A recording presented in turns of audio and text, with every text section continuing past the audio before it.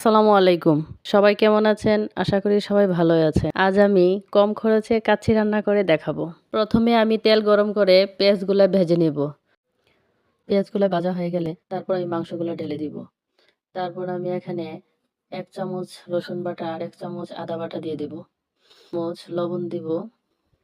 জিরার গুঁড়ো দিয়ে দিব ১ চামচ, ধনিয়ার গুঁড়ো দিব ১ চামচ। তারপরে এখানে পেঁয়াজ কুচি দিয়ে দিব। পরিমাণ মতো তেল দিয়ে দিব। এখানে আমি অ্যাড করেছি রাঁধুনি রেডিমিক্স কাচ্চি বিরিয়ানি মশলা। এখানে ২টি প্যাকেট ছিল।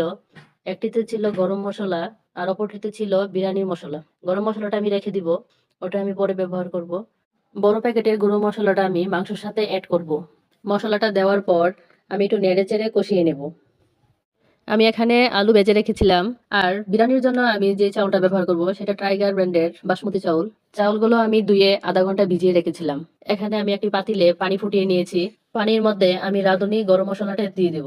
পানির মধ্যে আমি 2 টেবিল স্পুন দিয়ে দিব। তারপর আমি চাউলগুলা দিয়ে দিব। তারপর এগুলো আমি 8 মিনিট হাফ সিদ্ধ করব। 8 মিনিট সিদ্ধ করার পর আমি এগুলো ছেঁকে নিব। চুলায় একটি পাতিল বসিয়ে দিলাম। এখানে যে আমি মাংস কষিয়ে রেখেছিলাম সেই মাংস 2 ভাগের 1 ভাগ দিয়ে দিব।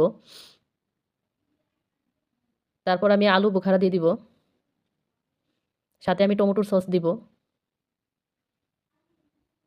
এখানে হাফ সিদ্ধ করা বাসমতি চাউলগুলা দিয়ে দিব 2 ভাগের 1 ভাগ।